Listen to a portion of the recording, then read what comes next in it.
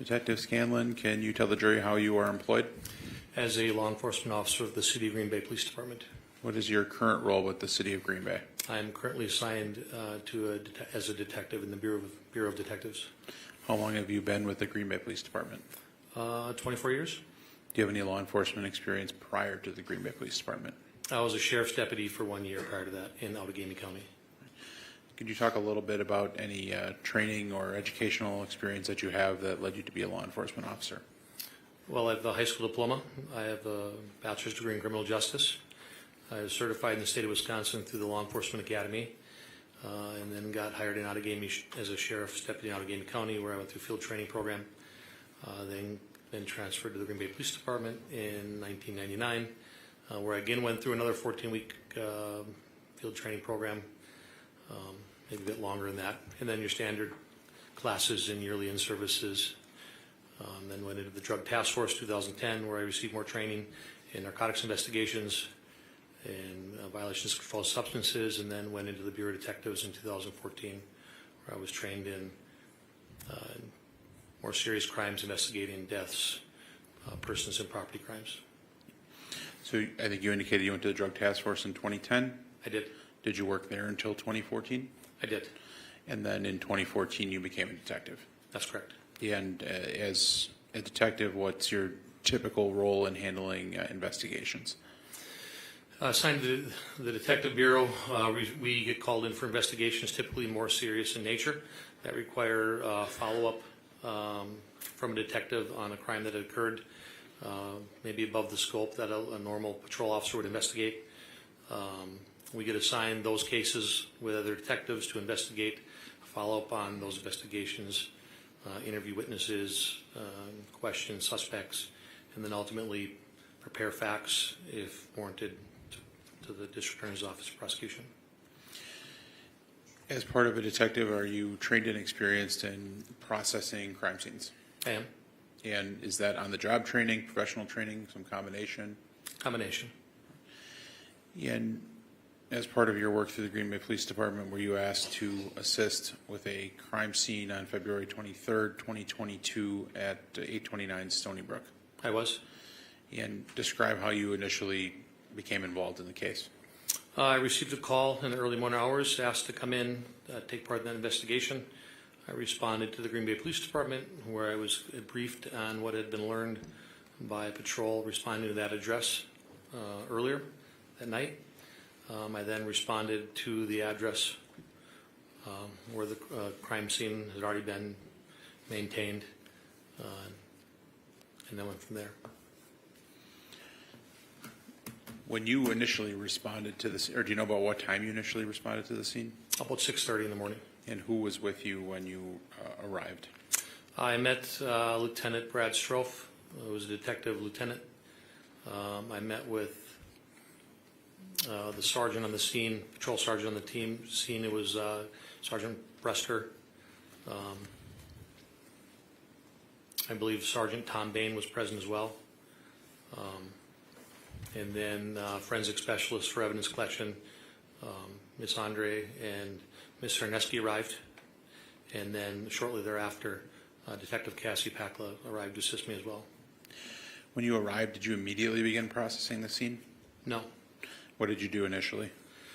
So we initially did a walkthrough. I met with the sergeant on scene, kind of got updated as to what happened so far. Double checked that we had a crime scene log started that we can document who's coming in and who's coming out. I had caused to have phone contact with detectives that were questioning Ms. Schabusiness, and there was some question about the location of his body. So initially I did a walkthrough of the home looking for a body. That was one of the first things I did. You mentioned that you were talking with some other detectives. Is it common in your work that when there's multiple detectives working on the case that you're going to have ongoing phone contact at the outset of an investigation? Yes. Were you aware of whether or not other detectives were assigned to meet with and interview Ms. Schabusiness? I was aware of that. And do you know who those detectives were? I was Detective Graff and Detective Kemp. And do you believe they were actually speaking to Ms. Schabusiness while you were in the home at Stony Brook? Yes. And were they providing you information that she was giving them in the course of the interview? They were. And what was the purpose of them contacting you with that information? Initially, we were aware what the patrol officers found when they arrived at the scene based on the 911 complaint. And she was providing them with information that his body was by the bed. I was in the basement by the bed. I didn't see a body. So the initial information was an attempt to find the body. Not knowing initially at first that we were looking for a whole person. They then provided information to look for a tote next to the bed that she had described, which I observed. I was told that she had made mention of a bag, and then in a short period of time it kind of came into perspective that we weren't looking for a whole body, and then we knew we were going to be doing a recovery of multiple parts. And in terms of actually going into the tote and going into the other bags that might have been on scene, is that something that you did right away while you were having that initial contact with detectives? No. And what were you waiting for at that juncture? We knew we had consent to be in the house from the homeowner, but we had chose to start writing a search warrant, which is very routine in a homicide investigation. We were also having kind of learned the scope of what we were looking for, not finding a body out in the open.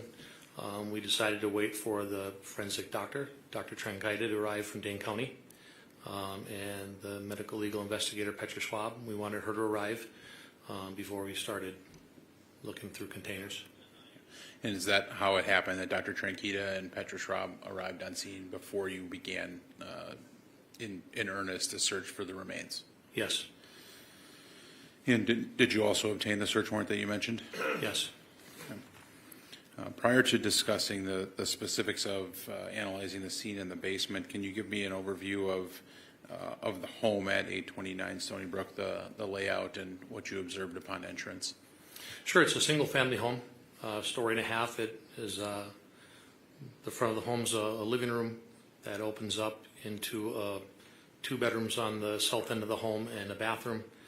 There's a kitchen to the north end that goes down to a side door off of the driveway. And like a lot of those homes, the side door that accesses the driveway, there's a landing and you can go up into the kitchen, into the first floor of the home, or you can go down into the basement of the home. The basement was partially finished on the west side of the home, and then the east side of the home, divided by a partition wall, was an unfinished basement for storage and laundry. In terms of areas in the home where items of evidentiary value were noted or collected, can you talk about which portions of the home were significant to the investigation? Yeah, myself, Detective Cassandra Pacula, and the forensic specialists and the doctor and Ms. Schwab, we focused primarily on the basement. We understood this far that the basement seemed to be the most likely place we were going to recover the remains. We also had some cause to compare items that were found in the basement with the kitchen. So primary focus of this investigation was on the stairway off the side driveway going down to the basement, and there were some items found in the kitchen as well. Do you know if there was anything else of evidentiary significance recovered in other portions of the home on the first or second floors? There was not. Detective, I'm going to show you a series of photographs here and ask you to review those to yourself, and then tell me once you've had a chance to review them. Sure.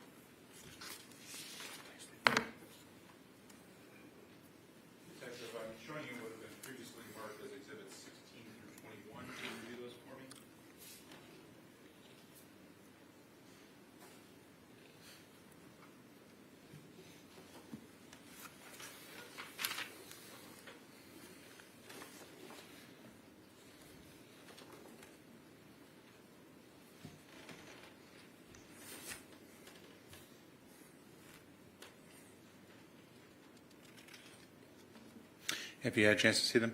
I did. Do they appear to be consistent with your observations in the residence on February 23rd, 2022? They are.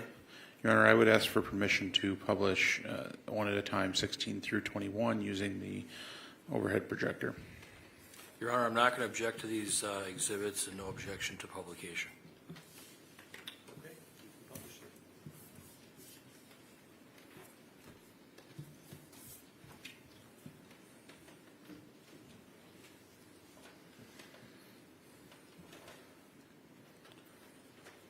Detective Scanlan, is Exhibit 16 now displayed on the screen? It is. Can we dim the lights again, Your Honor? Pardon? Can we dim the lights again? Yeah. Also, Detective, there's also a video down here if that's easier for you, but you can look at either one, it's fine. And what is depicted in Exhibit 16? That is a front view of 829 Stony Brook from the street. And which door did you use to stage as law enforcement? So we made the decision to enter once we started to process the scene through the front door. When we initially arrived, we know a lot of the initial first response from officers talking to the residents was through the side door, which is the way the officers happened to approach that day. So when we decided to process the scene, we started to use the front door, and we kind of staged in the living room and then worked our way through there. And this photograph, does it depict the side door and where it's located? That's correct. The side door is off of the driveway. And Exhibit 17? Officer Scanlan, is Exhibit 17 now on the screen? I see that. Yeah, what is depicted in Exhibit 17? That is an image of the kitchen on the first floor with the vantage going into the hallway that leads to the bedroom and the front room. And Exhibit 18? It is. And what is that? That is another picture of the kitchen, but with the vantage flipped, focusing on the landing off the side door off the garage. And Exhibit 19, is that now depicted on the screen? It is. And what is depicted in Exhibit 19? This photograph was taken particularly of the wooden knife block that was right next to the stove. And what was the evidentiary significance based on your understanding of the investigation? When we started to process the basement, we had found several kitchen knives, what appeared to be kitchen knives, that we believed, based on how they were found, would have been involved in the homicide. And the knives were consistent both in number and appearance with the knives in the kitchen block. So it appeared that there were how many slots missing on the knife block? Yeah, there's 4 knife slots missing and a kitchen shears, scissors. We recovered 4 knives that appeared to look like the knives that would have come out of that block. And the next exhibit, I think, is Exhibit 20. Is that now depicted on the screen? It is. And what is that? That is from the kitchen looking out the side door into the driveway. And does that depict like an outside or screen door? So the inner door is open and there's a screen door to the outside? That's correct. And Exhibit 21. Is that now depicted on the screen? It is. And what is contained in Exhibit 21? This picture is from basically the position of the landing next to the side door, looking down the basement staircase. So after you processed the scene upstairs and evaluated what was present in the kitchen area, you did make your way ultimately to the basement? We did. And that scene was processed by you along with the forensic team from Green Bay PD and the medical examiner's office? Yes, it was from Petra Schwab, who was from Brown County Medical Examiner's Office, and then Dr. Tranquita, who was the lead doctor at the time at the Dane County Medical Examiner's Office. Once you began your inspection for human remains and collecting them, how did you and the team sort of document or parse out how you were going to locate remains? So we started with what we knew was there with the Fleet Farm bucket right at the bottom of the stairs that we considered to be container 1 for the purpose of evidence collection. The doctor removed the human remains in front of us. And then we also examined what was in the bucket besides the remains. If there were items of human remains or portions of a body, who was responsible for collecting the portions of the body? The doctor was. If there were other evidentiary items that were non-human remains, who was responsible for collecting those items? So it's just as a matter of procedure in this, with the forensic doctor being there, the doctor was the one that removed the remains. We were cautious to overexpose items in these containers. So the doctor actually removed the remains and the items in there and put them on display for everyone to observe and note. And then the doctor collected the human remains, and then forensic specialist Larson and Chernesky ultimately collected the other items that were in the containers. And who was then responsible for maintaining and processing the non-human remain portions of evidence? Forensic specialist Larson and Chernesky. And those were brought back to Green Bay PD then by members of your department? They were. And just to be clear, you keep you use the name forensic specialist Larson. Is that her current name? I'm sorry, that's her maiden name, Andre. Okay, so we're talking about the same person. Larson Yes. and Andre are the same person. Yeah, sorry.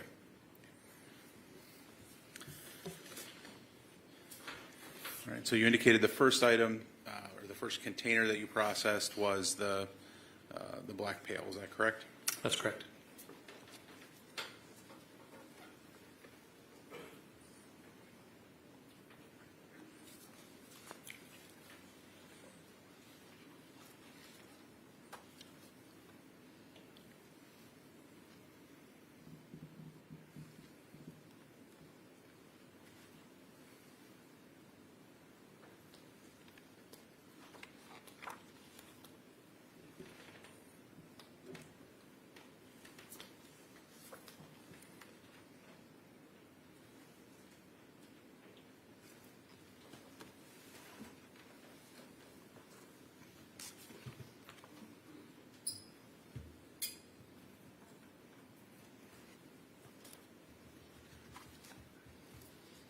I'm now showing you what have been marked as exhibits 22 through 25. I'm going to review those. Thank you.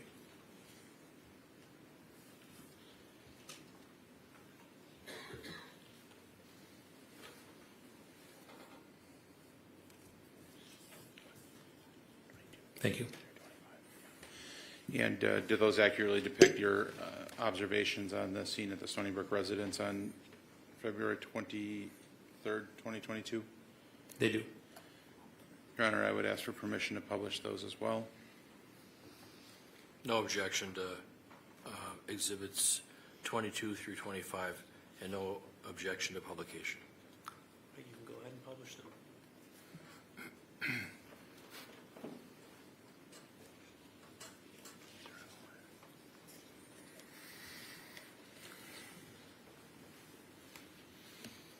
What is depicted in exhibit number, is exhibit 22 now depicted on the screen? It is. And what does that show? That's at the landing, looking west into the finished portion of the basement. It also depicts the Black Fleet Farm bucket and a multicolored towel that was next to it. And exhibit number 23, is that now up on the screen? It is. And what is depicted there? That is a picture facing north that catches back to the stairs and a small storage unit. It's basically an overview of the Fleet Farm bucket and the multicolored towel next to it. And exhibit number 24, I believe.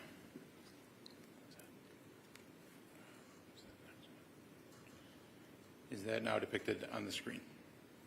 It is. And what is, again, what is exhibit 24? It's the Black Fleet Farm bucket and the multicolored towel.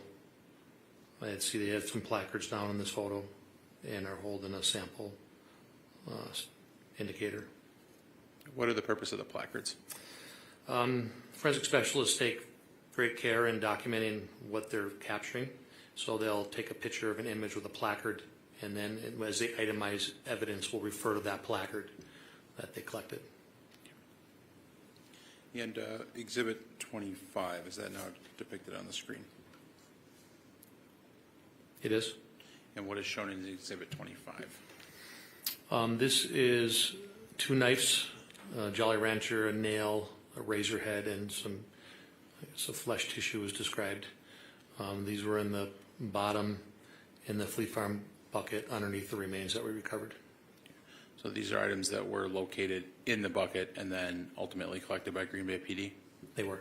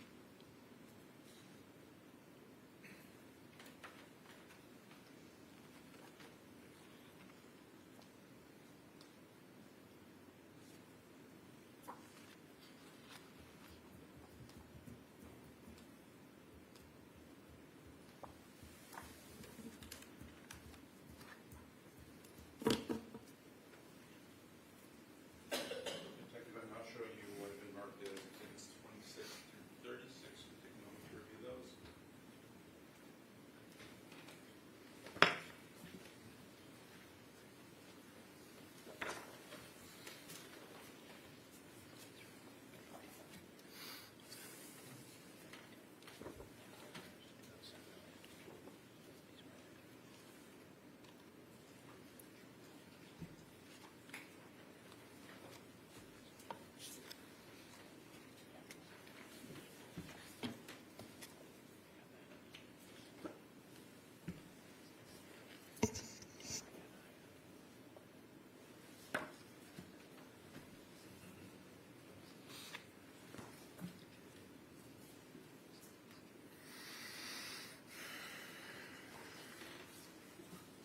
Have you had a chance to review those?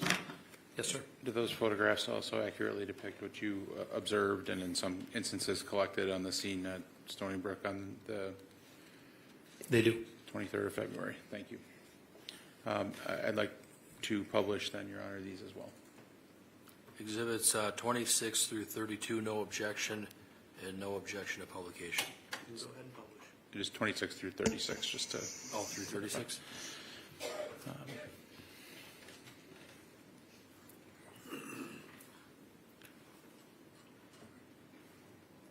Is Exhibit 26 now depicted on the screen?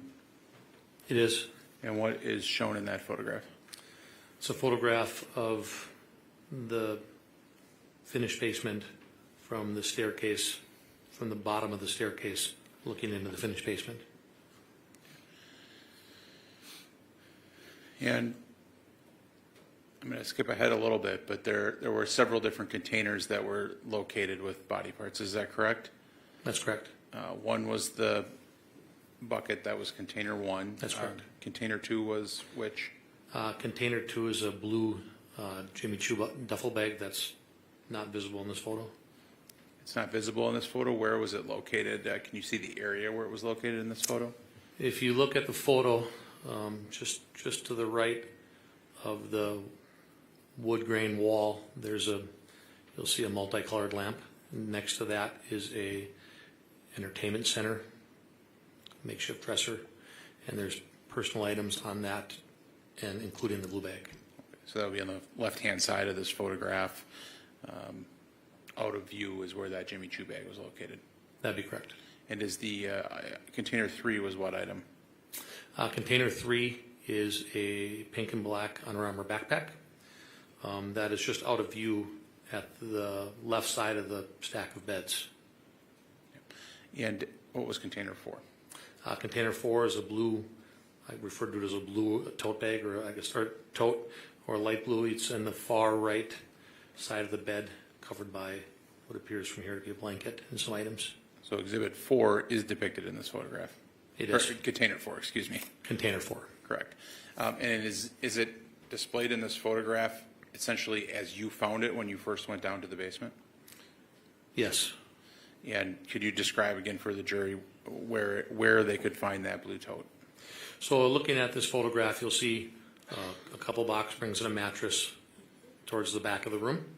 If you look at the right end of the beds, between the wall and the bed, you'll see a light blue object. That's like a tote storage bin. That's container 4. And does it appear to have anything on top of it? Yeah, it's covered by personal property. There was a blanket on top of it. There was some clothing, some jackets on top of it that kind of obstructed the view of what was inside the tote. And to your knowledge, had law enforcement or any medical examiner personnel significantly disrupted how this room looked prior to this being photographed and you collecting the remains? No. Exhibit number 27. Is that now depicted on the screen?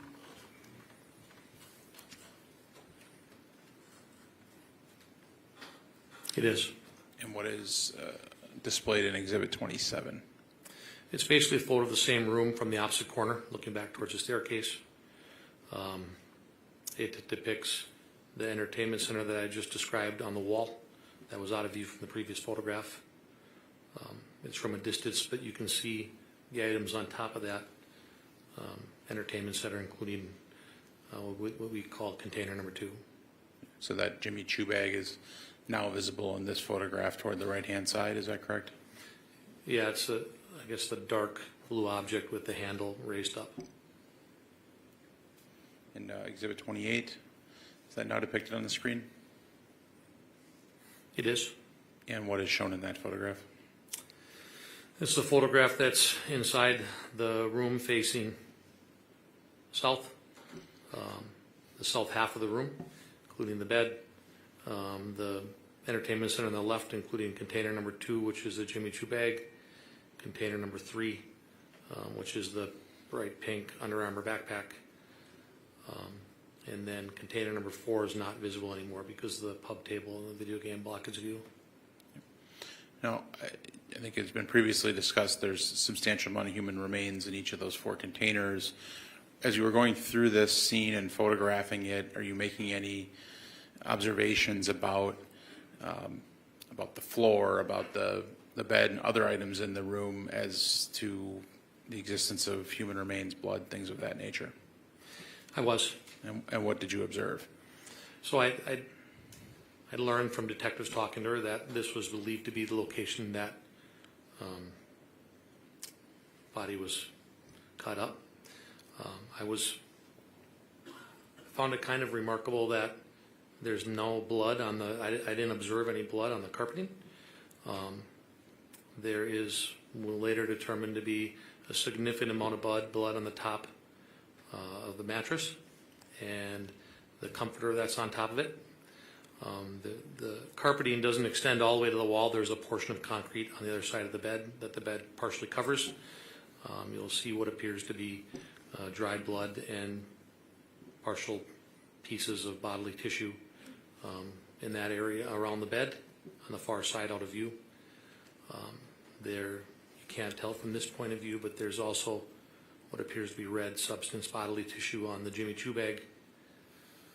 The pink backpack, when looking closely at it, you can tell that there's a dark liquid seeping through the bottom, which was presumably blood based on what we found inside. And then on closer examination of the tote bag, the blue tote, you'll see what appears to be blood or dry blood around it. Is it fair to say that aside from what's found in the containers, there's not a lot of outwardly visible blood or human tissue material that's readily visible in the remainder of the room? Yes, I walked through this room initially when I got there, and I did a kind of a quick lap looking for a person.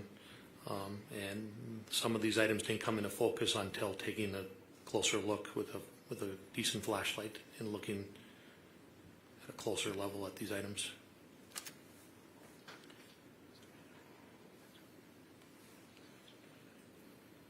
And is this now Exhibit 29 on the screen? It is. And what is shown in Exhibit 29? This is from the north wall looking back towards the front, I guess the right side of the bed, the east side of the bed, with the depicting primarily the black and pink Under Armour backpack, which we refer to as container number 3. And Exhibit 30, is that now depicted on the screen? It is. What is Exhibit 30? Essentially a close-up of that backpack, container number 3. And Detective, did you, along with the medical investigators, open that backpack? We did. And what was found inside there? Inside this backpack, there is human remains, including small parts remains and a larger part of human remains, some of which were laying loose inside the backpack, some of which were wrapped inside of like a plastic shopping bag. And, Exhibit 31, is that now depicted on the screen? It is. And what is shown in Exhibit 31? There's a lot of things on here that this photo captured. It captured container number 2, which is the blue backpack. It captured some Clorox wipes that we found pertinent to this investigation, along with a Shelt bottle, which covered a chain. It captured what I recognized to be a methamphetamine pipe, a crystal meth pipe, just in front of the Clorox Beach bottle. And then to the right of that is what I would refer to as a gem baggie, that had a substance in it. And you indicated that you spent 4 years in the Drug Task Force. I did. Your training and experience both in the Drug Task Force and subsequently with the investigative division, have you had an opportunity to come into contact with methamphetamine? I did. And you're familiar with not only the drug itself, but also the items that are used to ingest it? I am. And you believed, based on that training experience, that that was a pipe consistent with meth use and a gem baggie consistent with a small amount of methamphetamine? That's correct. Were those items collected? They were. Were they later field tested? I later did, yes. And what was the result? So I removed the contents of the substance in the green gem baggie that's depicted here. It was approximately 0.21 grams of crystal substance that I recognized to be crystal methamphetamine. I used a Marquis reagent field test, and it indicated the presence of methamphetamine. So you indicated we've got the drug paraphernalia, the suspected drugs, there's some cleaning products, the Jimmy Choo bag. Did you indicate that there was a chain located in this photograph as well? It's hard to see, probably from a distance, but underneath the tipped over Shelt bottle on the right side of the dresser, there is like a dog's choker chain underneath it. And Exhibit 32, is that now displayed on the screen? It is. And what's shown in Exhibit 32? That is a close-up. It's a photograph of a close-up of the choker chain that was underneath that shell bottle with a placard for reference. Are there also, what's on the far left of that picture on the bottom? See a pair of sunglasses, or a pair of glasses. And that chain was collected subsequently by the Green Bay Police Department? It was. And Exhibit 33. What is depicted in Exhibit, or is 33 now displayed on the screen? It is. And what's depicted in Exhibit 33? This would be the same choker chain presented out on a clean piece of brown paper for display for photographing. And that item was collected, you indicated, by the Green Bay Police Department? It was. I think that there are...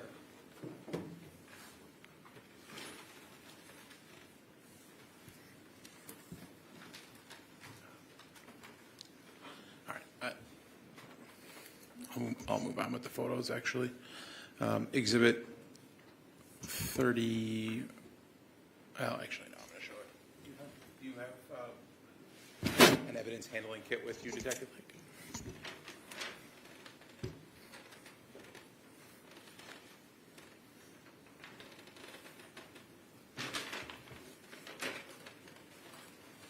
The lights back on?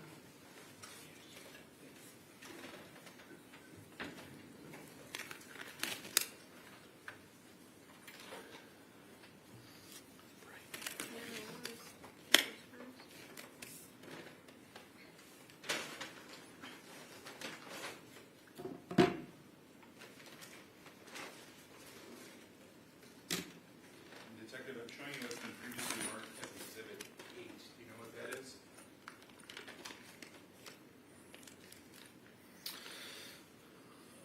This is an evidence bag that is marked as Exhibit 8. That is initialed, and it has a Green Bay Police evidence code sticker to reference the dog choker collar chain we've just discussed. Okay. So the bag itself has a description. Does it also list an evidence number that was associated with it? It does. And what is that? The description is a silver dog choke collar P chain located under shell bottle, Exhibit 13 on TV. That's all it displays. I know that it says on TV stand. It has the case number of this case, and then it has the exhibit number 543024. Okay. And did you say 13 or 23? It's referring to Exhibit 23, and then it has our category number as well. Okay, and the Exhibit 23, does that coincide with the placard? It does. I would ask that you open that if you could, and display it for the jury.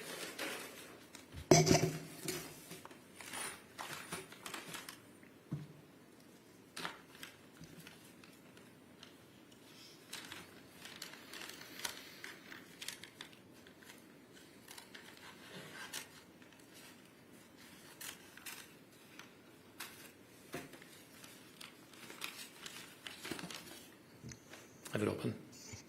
All right, and then could you take it and simply display it for the jury?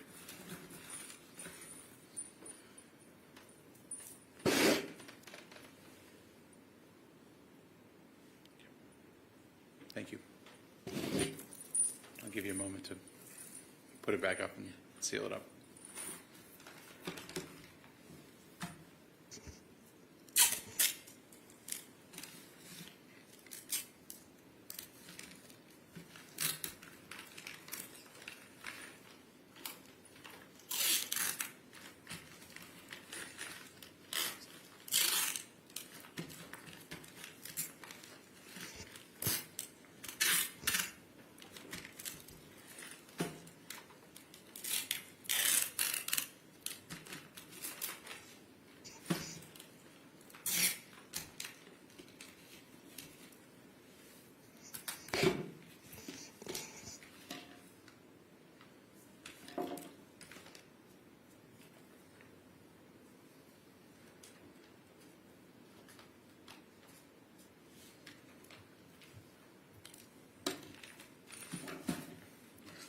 to save time, I'll not ask you about the other evidence, but or the other chain that was located, but was there in fact a second chain located on scene? There was. And did you have a chance to handle that item as well or view it closely? I viewed it closely, and then forensic specialist Andre and Chernesky collected it. And did that chain appear to be substantially similar to the one that you just opened and located?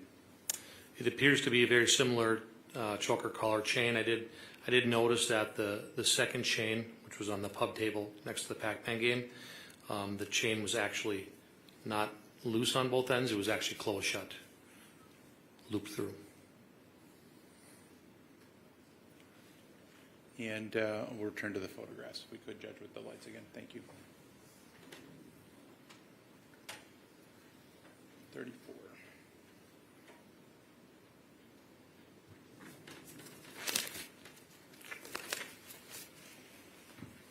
Is Exhibit 34 now displayed on the screen?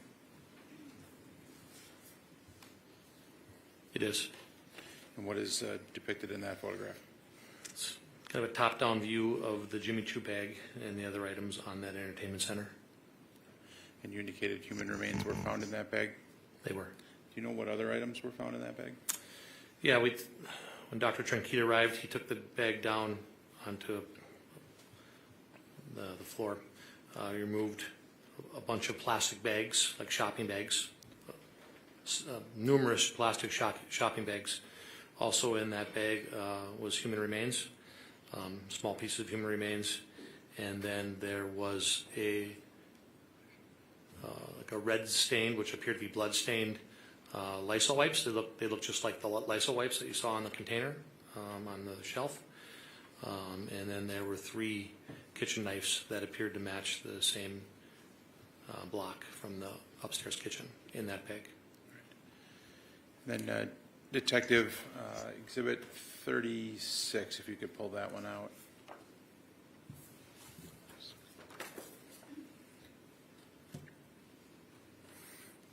I have it. Is that now depicted on the screen in short order? It is. And what is contained in Exhibit 36? So that is the loose paper shopping bags that were packed inside the Jimmy Choo bag, along with what appear to be wipes that are red stained. So this is what was removed from the Jimmy Choo bag. Thank you. This was removed from the Jimmy Choo bag after the human remains were taken out by the doctor? The human remains were commingled inside these bags, so the doctor would reach in, take out either the remains or the bags, and he was collecting the bags and the wipes, and then he was also collecting the remains separately. Okay.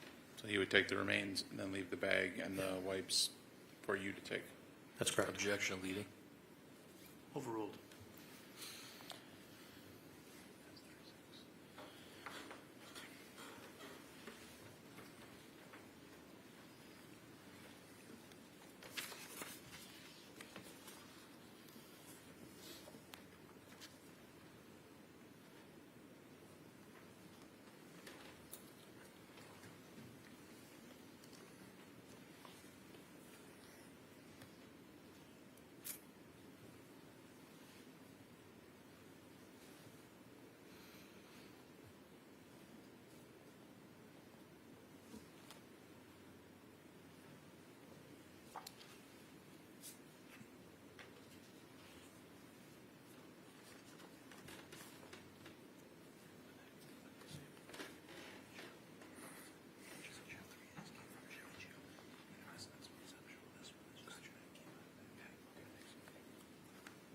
All right, Detective, I'm now showing you what have been marked as Exhibits 37, 38, and 39.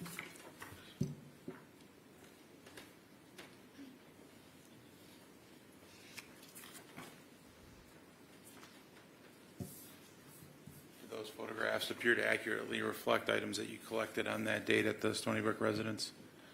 They do. And I would ask for permission to publish those as well, Your Honor. No objection to Exhibits 37 through 39.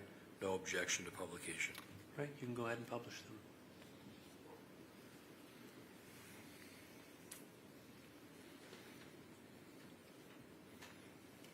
And Exhibit 37, is that now on the screen? It is. What is depicted? It's one of the knives in the Jimmy Choo bag. It appears to be a bread knife out of the kitchen block. Were you able to make any specific observations about that knife? I mean, the obvious observation was the red tissue and staining on the handle and on the blade. One thing I particularly noticed was for a serrated bread knife that the sharp pointed part of the knife were virtually ground down, dulled, if you will. Okay. So that is a knife that was serrated, is that correct? Yes. And what do you mean by ground down? Being familiar with a bread knife, you know, it's a large serrated knife to cut bread, and it's the pointy ends are shallowed, more flattened, dulled. And Exhibit 38. I have it. And is it now depicted on the screen? It is. What is shown in that photograph? So that appears to me, these two knives were taken out of the Jimmy Choo bag. It appears to be what I would describe as the kitchen paring knife. The blade appears bent, and then there is what appears to be like a kitchen steak knife out of the block with the tip busted off. The handles are stained red, and there's some dried red material on the blade as well. I'm going to very briefly jump ahead, but as part of your work on this case, did you attend the autopsy in this case? I did. And do you know if any evidentiary items were collected from the autopsy that you observed that were consistent with these knives? Yes. And what is that? One specific thing that was collected by the doctor was a metal tip taken out. That The remains. And based on, did you get a chance to observe that? I don't recall specifically observing it, but he described it as consistent with this. Okay. Dr. Tranquito was present on the scene when you collected these knives as well, is that right? He was. And then Exhibit 39. Is that now depicted on the screen? It is. And what is shown in that photograph? That's showing the three knives set down for display for a photo after they're taken out of the Jimmy Choo bag.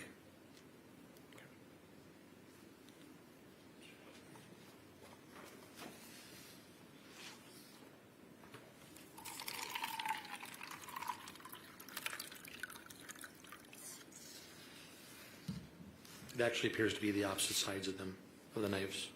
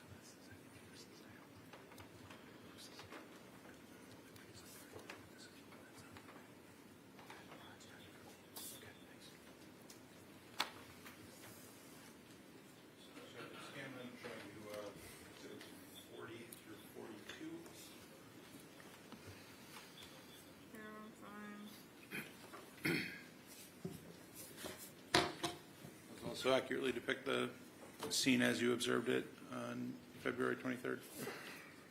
They do. I'd like permission to publish, Your Honor. I've seen exhibits 40 through 42, showed those to my client. I've showed all these pictures to my client. We're not going to object to those exhibits and no objection to publication. Right, you can go ahead and publish them.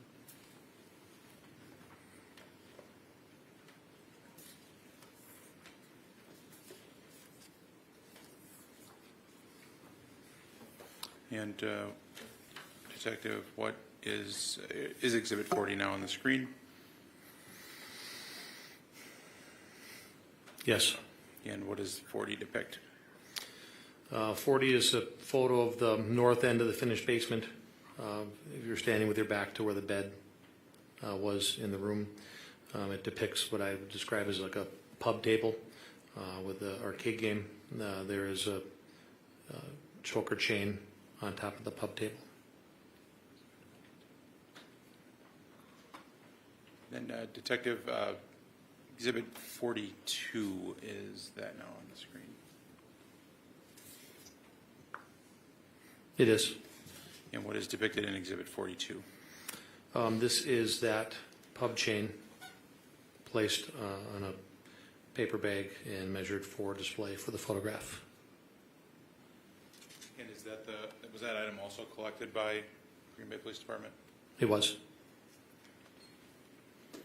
That's the chain that you described earlier as being consistent with the chain that was shown to the jury? Yes.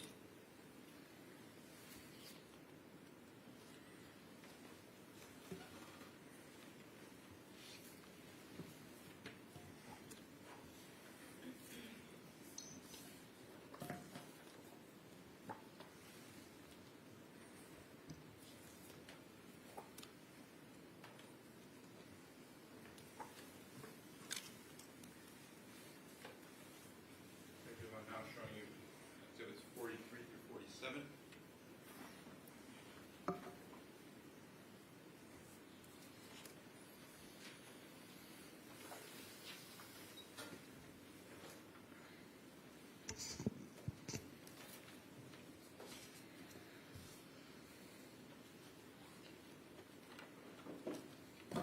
Those also accurately depict the scene as you observed it on February 23rd, 2022.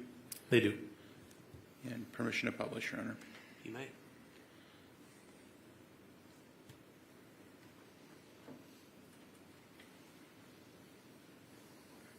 Is Exhibit 43 now on the screen, Detective? It is. And what is depicted in that exhibit? This would be the west end of the bed that's closer to the wall. On the bed you can see the pillow, and there's a multicolored comforter. It's red, white, and tan. There is what we refer to as container 4. It's the kind of a top-down look at the light blue tote with items on top of it that conceal what's underneath it. And is there any potential or suspected blood staining depicted in this photograph? Yes, you can see what appears to be red staining, which appears to be blood. On the left side of the red, white, and I believe that's blue comforter. There's some red staining that appears in front of the pillow, and then some down lower. There's what appear to be blood drops. And Exhibit 44, is that now depicted on the screen? It is. What is shown in Exhibit 44? That is essentially a top-down view of what we refer to as container 4. It's the light blue tote. I had added that there, if you look to the left of it, there's a brown paper laid on the ground. And the purpose of that was to start to remove the items on top and then place them on the brown piece of paper to later examine, so that we weren't moving them to the floor. Okay. So the items that are on top of the tote, does this photo depict them as they were when you arrived on scene? Yes. And then the item to the left, the brown paper that's placed on the floor, that's something you added? Yeah, I placed that for the purpose of removing those items to the paper covering the floor so we could look at them later. Okay. Exhibit 45, is that now depicted on the screen? It is. And what is shown in Exhibit 45? That is showing the blue tote that we've been discussing, some red material on the front, and then that is, I guess, a very limited view of the remains that are inside the container. Is it fair to say that a substantial amount of human remains were recovered from the inside of the tote? Yes, Exhibit 46, is that now displayed on the screen? it is. And what is depicted in Exhibit 46? We moved the multicolored comforter and observed a cellular phone, and then some larger areas of what appeared to be blood staining. In Exhibit 47, is that now depicted on the screen? It is. And what is shown in that photograph? It is showing the items that were on the bed moved to the left and exposing what appeared to be a larger area of red staining that appears to be blood. The cell phone is still there, but we placed a placard to memorialize that exhibit number for later collection. Detective Scanlan, were efforts made to try to determine whether or not any of the suspected blood material seeped through that mattress? Yes. And what was done? I later took a box cutter and I cut a portion of the top of the mattress to see how far the blood seeped into the mattress. Do you know about how far it did? When I cut it open, under the top mattress, there's like a foam underlayment. The blood seeped where I cut a little over maybe an inch or so into the mattress. Where the mattress, was that top mattress, if I recall correctly, it looks like there's one mattress and two box springs, is that right? That's correct. And did you lift up the first mattress to see whether blood had soaked through the bottom of that mattress? We did. And did you observe any blood having soaked through that top mattress? I didn't observe any blood in the box spring below it, no. Below that stain, no.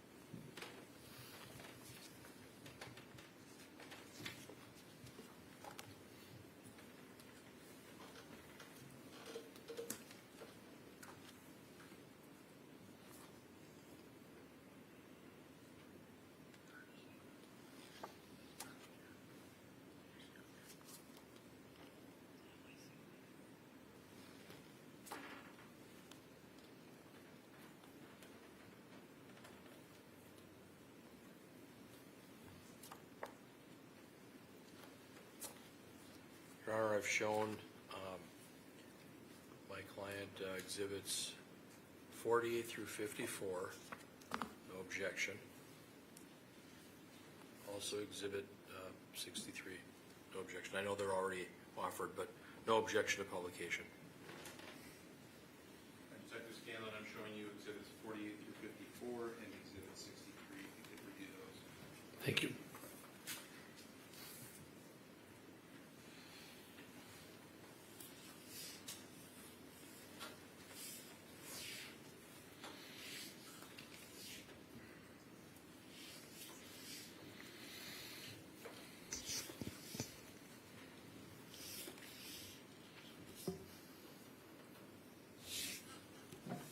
And Detective, did those likewise accurately depict what you observed at the Stony Brook residence on February 23rd of 2022?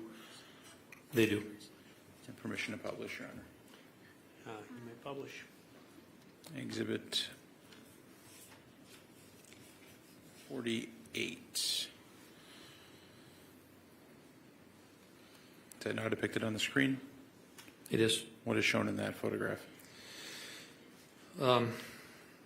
There is a upright cabinet, the wood grain cabinet, against the west wall. That's covered initially by, I think that's a bed frame. It also shows the blue tote and then one of the knives. Actually, the knife that was, I believe that's the knife that was pulled out of the blue tote. Was there anything, I apologize, was there anything subsequently located in that cabinet? Yes. And what was that? We had received information from Detective Graff and Detective Kent to look in the cabinet specifically for a wood box. Once this cabinet door was opened, there was a wood box on the bottom level of the cabinet door inside that. And then we found a flesh-colored dildo inside that box. Exhibit 49. Is that now depicted on the screen? It is. And what's shown in that photograph? That is the photograph that's depicting primarily that wood box that had been opened and then the flesh-colored dildo. Exhibit 50. And what is shown in photograph 50?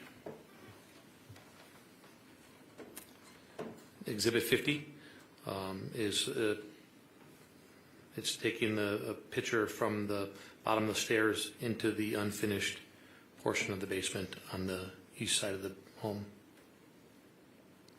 And does that depict a stand-up shower? It does. And exhibit 51, is that now on the screen? It is. What is shown in exhibit 51? It's an overview of the floor drain and lower portion of the stand-up shower. And what was of evidentiary significance to you in this particular area? When we looked at the shower, we observed red substance on the shower walls, the shower seat, the shower floor. There was some red substance and some flesh material on the shower drain and then also on the floor drain. Slightly behind that curtain, there's a blue squeegee that had red substance that we'd been able to determine was involved. And were you able to observe where the shower drain drained into? Yeah, at first it's not readily observable, but when we remove the top of the cover and examine the drain actually, there's a pipe that runs straight out from underneath the tub and stops shallow to have the water go right into the floor drain. And exhibit 52, is that now on the screen? It is. And what is shown in exhibit 52? It's a close-up of that floor drain that's right in front of the shower. There's some red staining and there's some hair, and then there's what appears to be flesh or biological material, I guess. And exhibit 53. Is that now on the screen? It is. And what does it depict? That depicts the stand-up shower with the curtain pushed aside. There's some what appears to be blood staining, some red drying on the bottom right, and then the squeegee and your standard shower stuff. And exhibit 54. Is that now on the screen? It is. And what does it depict? It's a photograph of the shower drain with some flesh or biological material caught on the drain. And you have exhibit, do you have exhibit 64 in front of you? 54 is. Okay. That's 54. Do you have exhibit 64 as well? Oh, I'm sorry. 64? Did I hear you right? Is it 63? Oh, I'm sorry, it's 63. I have 63. I apologize. Yeah. Thank you. While we pull that up, what is depicted in exhibit 63? It's a photograph of the concrete floor at the end of the carpeting. The bed had been previously moved. You can see it standing up off the side. And what is visible in this photo is that there is red substance. There's also what I've recognized as like swipe marks, almost cleaning marks, swipes in the red material, loops. In the bottom right, there's a measurement It appears to be a portion of a shoe print that was previously under the bed, and it was exposed by moving the bed. Okay. And who moved the bed? I did. You know why that you made the decision to look under the bed? I was just surprised by the lack of blood on the carpeting, and so having the bed covering part of the concrete floor, I wanted to move it to see what was underneath it. And then it appeared to me to be wiped up red substance underneath the bed.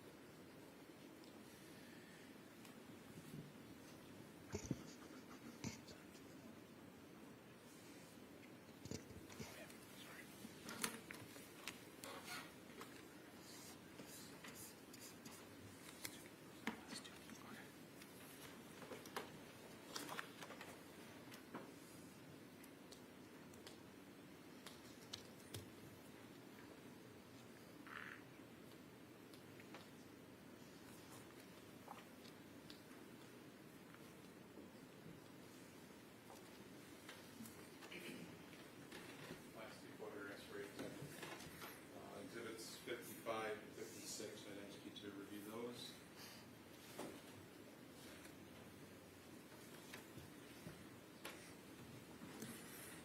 Before I ask you about them specifically, I have to lay a little foundation. In addition to collecting evidence on the scene that day at the Stony Brook residence, did it become apparent that you maybe did not have all of the body parts that you needed to complete human remains? It did. And at some point, did you leave the Stony Brook residence and go to another location to look for more remains? We did. And where did you go? We went to our Green Bay Police evidence storage garage, where we had a Chrysler minivan transported for processing subsequent to a search warrant. Had you been made aware that other detectives developed information that would suggest there may be human remains in that vehicle? I was. Do you know if that came from the interview? I'm not sure. I knew that we had caused obtain a search warrant to search that vehicle for remains. So being at the scene and knowing what we were still looking for, myself, Detective Pacula, Dr. Tranquita, and medical investigator Petra Schwab left to go there and look. And did you then conduct or assist in the conducting of the search of the vehicle at the Green Bay storage? I was present when the vehicle was opened and searched, and I made observations to confirm that we had recovered all the remains, but I didn't personally search that vehicle, but I observed these exhibits. Is it fair to say the search was done by the medical examiner's office and the forensics team from Green Bay PD? The recovery of the remains was from the forensic doctor and the other members of the Green Bay Police Department and their forensic specialists searched the vehicle. Your Honor, I would then ask for permission to publish exhibits. I think these are 55 and 56. You may. I just gotta look at my notes, Your Honor.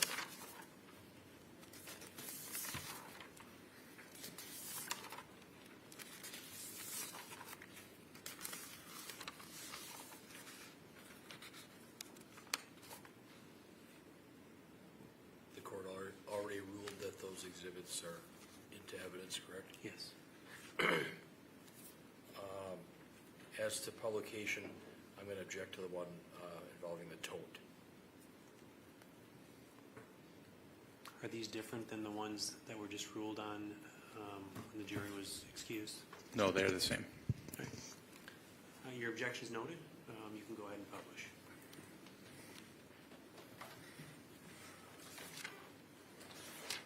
Detective Scanlan, is Exhibit 55 now shown on the screen? It is. And what is that photo display? That photo is a photograph into the driver's side sliding back door of the minivan, particularly the crock pot box, which we shortly thereafter found remains in. And Exhibit 56, is that now up on the screen? It is. And what is depicted in Exhibit 56? The crock-pot box was turned upright. The opening, there's a flesh-colored material that's a thigh, and then there's what I believe is a pair of shorts over the top of it, and then there's additional remains underneath that thigh. Okay. And did the material? Did you make any specific observations about what the human remains looked like when they were removed from that crock-pot box? Yes, Dr. Tranquita emptied the remains out of that crock-pot box, and he itemized them to confirm that we had then what he believed as the doctor was the entirety of the remains.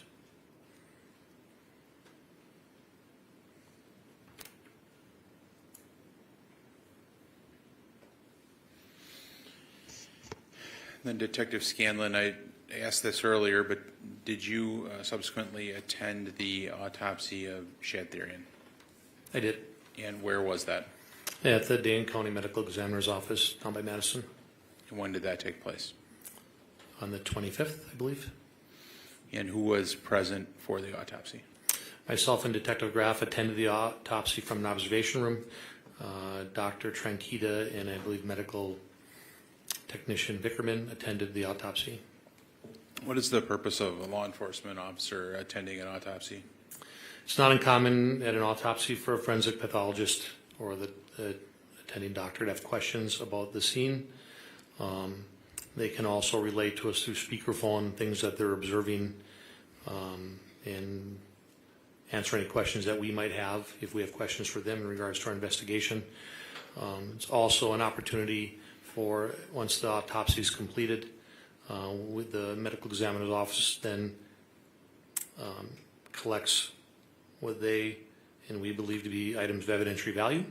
They had, up until that point, had custody of the remains. They take those items and they sealed them in bags, and then they turn them over us to collect for continued investigation in the law enforcement. Things like swabs of the body or items that they found to be evidentiary value, they'll turn over to us, and we bring it back and enter it in evidence. Based on your observation of the autopsy, did it appear that Dr. Tranquita was regularly collecting swabs for evidentiary purposes? He was. And did you observe him seal those items and provide them to you? He did. As he was doing the autopsy, he was swabbing parts of the remains. He would then put them in a cardboard box. I'm up in an observation room, so I don't see every movement he does. But he then collects them, he itemizes them, he puts them into a sealed bag that is documented with a receipt, an invoice, if you will, to show what he turned over to me. And then I took those bags with Detective Graff, transported them back to the Green Bay Police Department, and then started to secure them in evidence.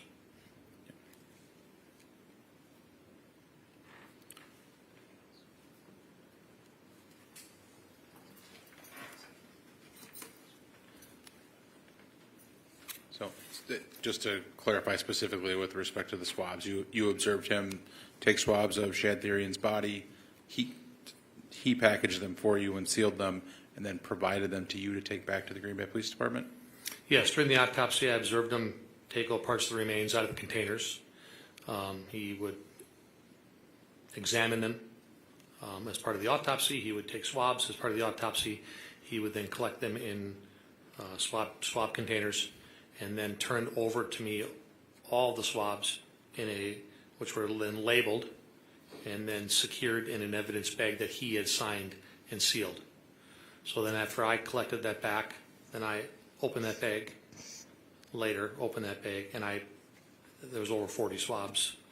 I don't remember the exact number, but they're all itemized as what particularly was swabbed, and then I entered them into evidence specifically for the purpose of future need to send to a crime lab.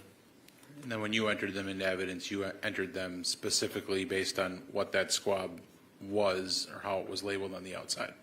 Correct. The doctor takes so many swabs, if we would if we would just send the bag to the crime lab with 40-some swabs in it, that would not meet their submission guidelines.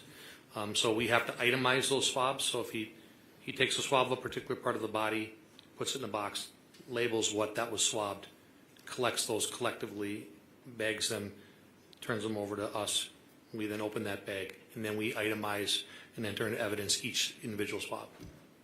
And that's the process that you followed in this case. Yes. I have no further questions of the witness at this time, Your Honor. I apologize, this went longer than I had anticipated. Well, counsel, the direct examination of this witness went on a little bit longer than I anticipated, and given the time of day, my suggestion is that we break now and assume with cross-examination tomorrow. Any objection to that, Mr. Frelick? I'm fine with that, Your Honor. Any objection to that, Mr. Lezay? No, Your Honor. Okay. Detective, you can step down.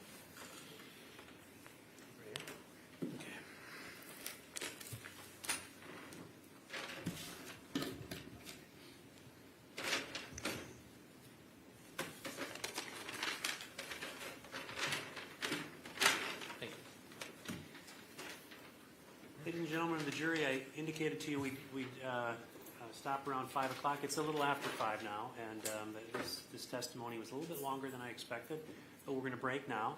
I'm going to give you an instruction that I gave you earlier in this case, but it's important. It's important for every case, so I'm going to recite it to you again. And that is, do not communicate with anyone about this trial or your experience as jurors while you are serving on this jury. Do not use a computer, cell phone, or other electronic device with communication capabilities to share any information about this case. For example, do not communicate by blog, email, text message, Twitter, or in any other way on or off the computer.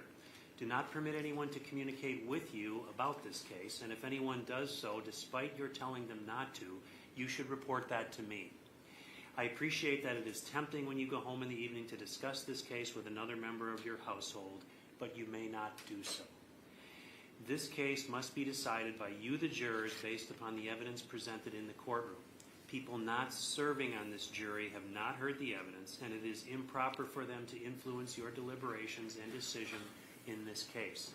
After this trial is completed, you are free to communicate with anyone in any manner. These rules are intended to assure that jurors remain impartial throughout the trial. If any juror has reason to believe that another juror has violated these rules, you should report that to me. If jurors do not comply with these rules, it could result in a new trial involving additional time and significant expense to the parties and the taxpayers. Having given you that instruction, have a good evening. I'd like you to report tomorrow morning by 8:30 into the jury room in this courtroom. All right? All rise for the jury.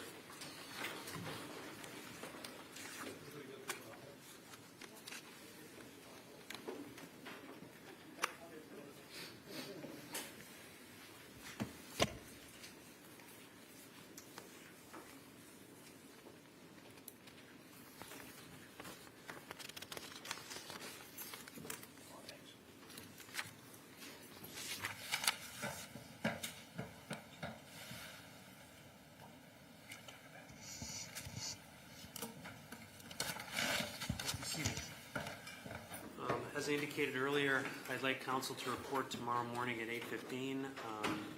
We will take up that issue briefly